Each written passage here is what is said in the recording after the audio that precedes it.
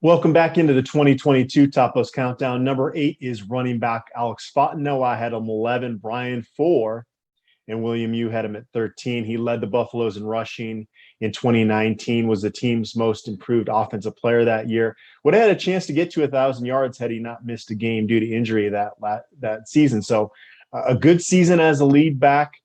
He was out for all of the 2020 season due to a hip injury, and that's when we saw Jerick Broussard break out. And then came back last year. I felt like he had a hard time getting in a rhythm as Jerick Broussard's backup, and then missed most of spring ball this year. It sounds like he's going to be healthy for camp. William, I guess I'll pose it to you this way. Is your bigger question with Fontenot whether he can stay healthy at this point or whether he is a Pac-12 caliber lead back? Well, I think he's absolutely a Pac-12 caliber lead back, and it was funny that I had him rated the lowest at 13 because I'm very high on Alex Fontenot. I think he's a very good running back.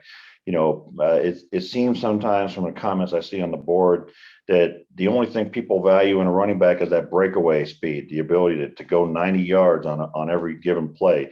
But that's almost the smallest part of what you want from a running back. And I think Alex Fontenot is a guy who will get you yards on every carry. He'll move the chains for you, and from time to time he'll have a 20 or 30-yard rush. He can catch the ball out of the backfield, and I really think that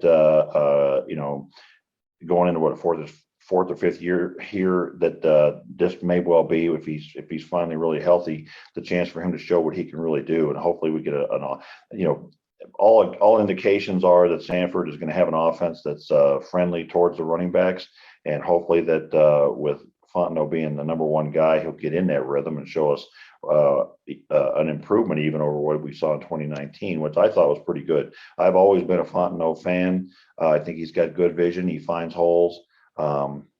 And we'll see if he raises that up to a new level. The injury thing is it'll be a concern until he proves it's not, I suppose. But I like the fact that he's gone through the summer and got a chance to work hard and get himself in shape, and we'll see what he does with that.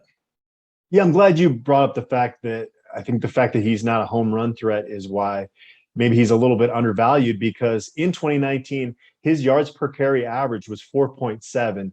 If he could do that again this year, I think you'd be pretty happy about that. To put that in context here, Philip Lindsay, his career rushing average at CU was 4.9. So really close to what Fontenot did in 2019. Rodney Stewart's best season in terms of average per carry was 4.7. So again, I think it's the fact that he's not that flashy back that maybe people don't view him as a number one back.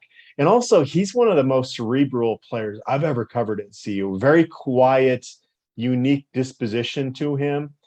But he has had moments where the fire kind of gets ignited in him, and he does seem to run with a lot of passion. I think it would have been fun to see that fire ignited had you been able to bring in Ramon Jefferson to compete with him this preseason. I was looking forward to that.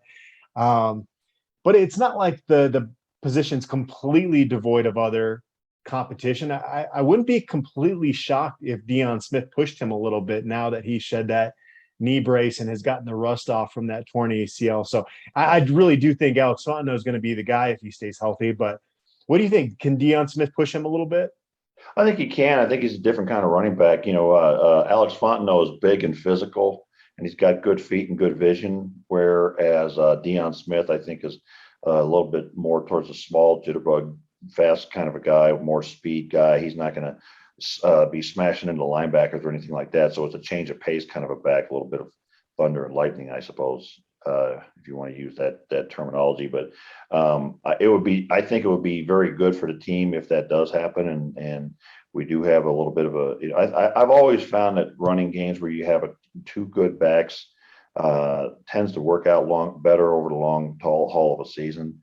But I do expect this offense to be much more friendly to the running backs. And I do think that the offensive line was the interior of the offensive line was relatively more effective in the running game last year. And I expect that to continue this year, particularly with Tommy Brown in there with Roddick. So I do think that we have an opportunity for both of these running backs to have a really good season in a much better offense. All right, Alex Fontenot, number 8 on our top post countdown.